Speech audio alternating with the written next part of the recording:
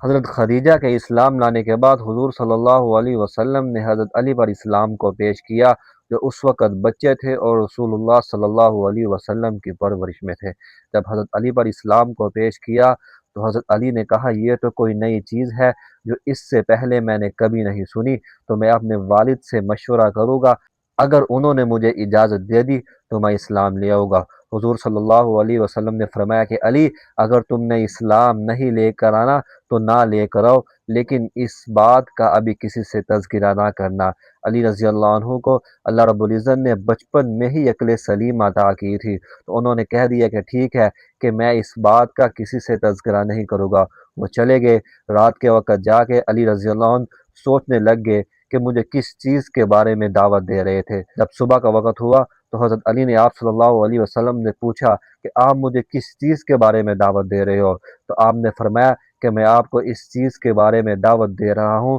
کہ اللہ ایک ہے، اور مشرکین مکہ جن بتوں کی عبادت کرتے ہیں وہ بت اللہ رب العزت کے ساتھ شریک نہیں ہے۔ تو حضرت علی رضی اللہ عنہ کو یہ بات سمجھ آ گئی اور انہوں نے اسی وقت ہی اسلام کو قبول کر لیا۔ لیکن آپ صلی اللہ علیہ وسلم نے ان کو فرمایا کہ آپ نے ابھی اپنے اسلام کا اظہار کسی کے اوپر نہیں کرنا، کسی کو آپ نے ابھی نہیں بتانا۔ اور حضرت علی رضی اللہ عنہ آپ صلی اللہ علیہ وسلم کے ساتھ چھپ چھپ کر عبادت کیا کرتے تھے۔ ایک مرتبہ حضرت علی آپ صلی اللہ علیہ وسلم کے ساتھ نماز ادا کر رہے تھے اور ابو طالب نے دونوں کو دیکھ لیا اور پوچھا، یہ تم کیا کر رہے ہو؟ اس سے پہلے تو میں نے تمہیں کبھی ایسی حالت میں نہیں دیکھا۔ حضور صلی اللہ علیہ وسلم نے موقع کو غنیمت سمجھ کر ابو طالب کے اوپر بھی اسلام کو پیش کیا۔ ابو طالب نے کہا کہ میں اسلام تو نہیں لے کر آؤں گا، لیکن جب تک میں زندہ ہوں تب تک تم اسلام کی دعوت دوسروں کو دو، تمہیں کوئی نقصان نہیں پہنچا سکے گا۔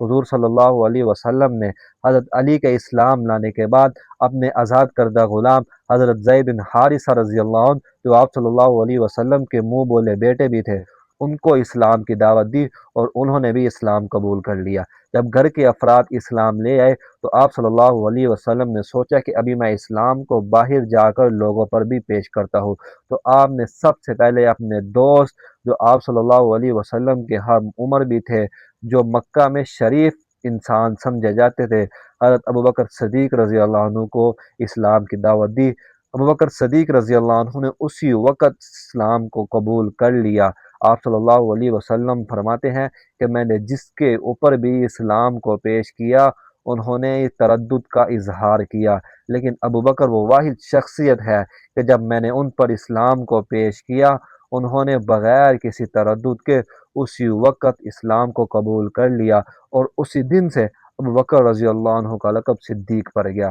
ابوبکر رضی اللہ عنہ جب اسلام لے، اسلام لانے کے بعد وہ گھر میں نہیں بیٹھے، بلکہ اس وقت جو قریش کے لوگ تھے ان کو دعوت دینا شروع کر دی۔ ابوبکر صدیق تجارت کا کاروبار کیا کرتے تھے۔ آپ کی دعوت سے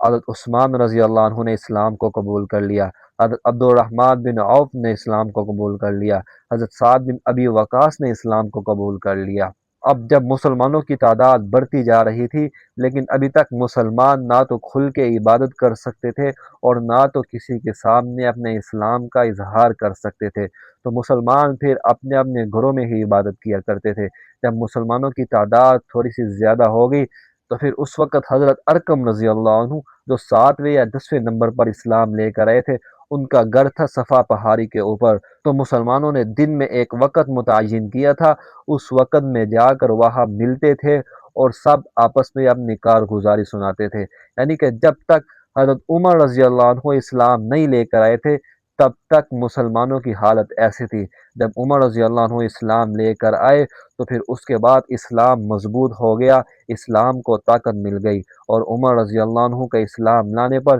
صحابہ اکرام بھی بہت زیادہ خوش ہوئے، حضور صلی اللہ علیہ وسلم بھی بہت زیادہ خوش ہوئے، حتیٰ کہ جبرائیل علیہ السلام حضور کے پاس آئے تو آپ صلی اللہ علیہ وسلم نے فرمایا، جبرائیل کیا تم بھی عمر کے اسلام لانے پر خوش ہو؟ تو جبرائیل نے عرض کیا، اے اللہ کے رسول، مجھ سمیت آسمان کے سارے فرشتے عمر رضی اللہ عنہ کے اسلام لانے پر خوشیاں منا رہے ہیں۔ یعنی کہ جب عمر رضی اللہ عنہ اسلام لے آئے، اس کے بعد اسلام کو طاقت مل گئی، اسلام مضبوط ہو گیا، پھر بعد میں مسلمانوں نے عبادت کو